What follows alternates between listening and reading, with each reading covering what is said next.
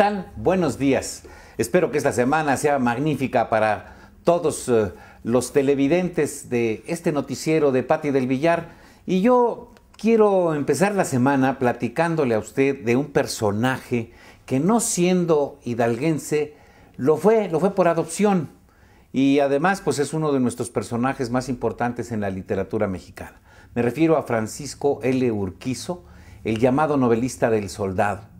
Este hombre que fue capaz de escribir una extraordinaria novela, Tropa Vieja, en la que narra la Revolución Mexicana, pero no desde el punto de vista del campesino que se lanza a la revolución, sino del soldado federal contra el que luchó la revolución, pero que fue soldado federal por una causa fortuita.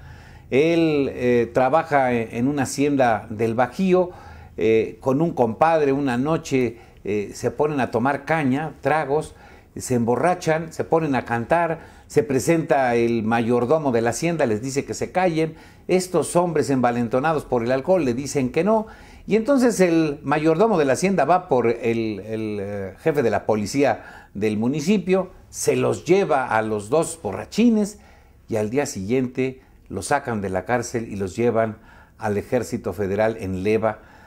Los raparon, les pusieron el uniforme, y cuando la revolución se inicia, estos campesinos, tan sojuzgados como los que se lanzaron a la revolución en el norte o en el sur, se ven metidos de lleno en la Revolución Mexicana, pero desde el otro lado. Entonces es una novela extraordinaria.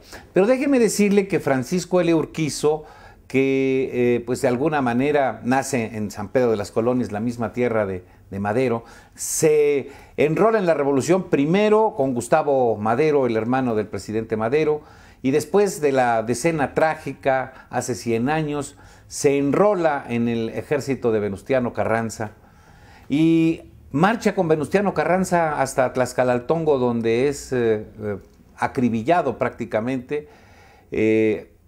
Urquizo y Mariel, un general hidalguense huasteco, se enfrentan a Obregón porque se dice que Obregón mandó matar a Carranza, y la respuesta de Carranza fue apresarlos. Cuando Francisco L. Urquizo viene con el cadáver del presidente Carranza de Huauchinango a México, es aprehendido en Tulancingo y llevado a la cárcel de Santiago Tlatelolco.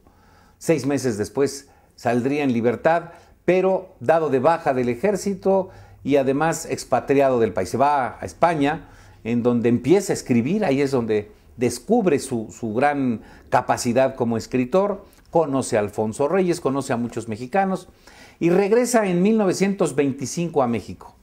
Regresa sin trabajo, sin grado en el ejército, y es pues prácticamente contratado por el gobernador Matías Rodríguez, gobernador del estado de Hidalgo, que lo había conocido en la Revolución Mexicana. Durante un año, Francisco L. Urquizo es el administrador de rentas de Pachuca, un cargo muy importante para esos entonces, pero en 1926 se casa, regresa a la Ciudad de México, en donde permanece trabajando en el rancho de Santa Bárbara, escribiendo artículos, hasta que en 1930 se da de alta en la Secretaría de Hacienda, y 5 años después, al quedar acéfala la oficina subalterna de Hacienda en Pachuca, es enviado nuevamente a este lugar. Aquí, entre 1935 y 1939, Urquizo trabaja como delegado de la Secretaría de Hacienda. Escribe aquí precisamente esta maravillosa novela, Tropa Vieja. Está fechada en Pachuca en 1937. Escribe charlas de sobremesa, pero sobre todo con un grupo de intelectuales hidalguenses, funda el Club Mesa y Sobremesa, que se reúnen a comer los miércoles primeros de mes en el entonces restaurante del Hotel de los Baños, acudiendo gentes de categorías como Alfonso Tejas Sabre, como Mauricio Magdaleno, como Alfonso Cravioto, y bueno, otros intelectuales, cerca de 50 personas. Y producto de este Club Mesa y Sobremesa se publica la revista Cultura Hidalguense, 6 números. En 5 de esos 6 números, Francisco L. Urquizo escribe sendos artículos que salen mucho del talante que como escritor lo caracterizó.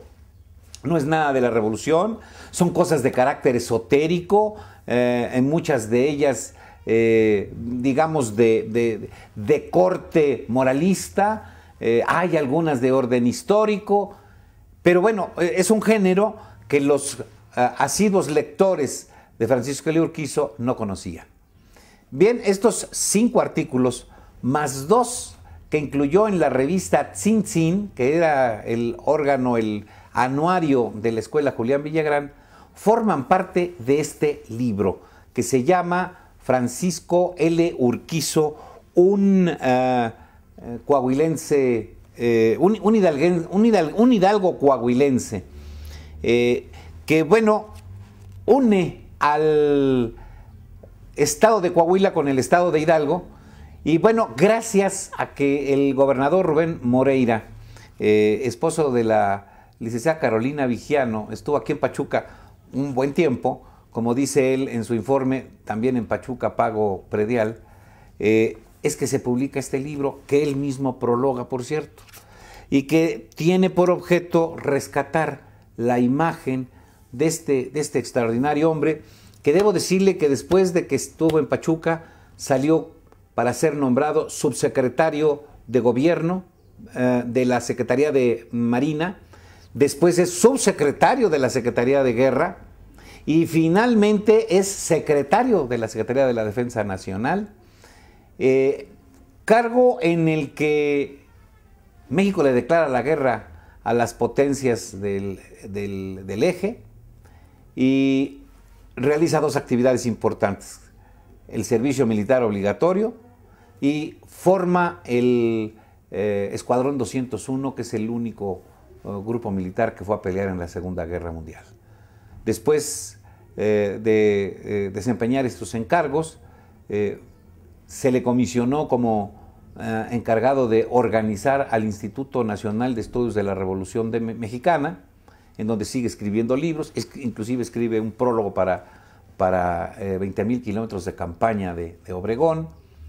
Recibe el premio nacional, bueno, no el premio nacional, sino la medalla Belisario Domínguez, que es un premio nacional, en 1968, y un año después muere. En el año 1997, su cuerpo fue llevado a la Rotonda de los Hombres Ilustres en la Ciudad de México, y este hombre, que se caracterizó por ser el novelista del soldado, gracias a la novela Tropa Vieja, que escribió aquí, en Pachuca, y que la fechó en enero de 1937. Francisco L. Urquizo, un hidalgo coahuilense. Nos vemos el próximo lunes.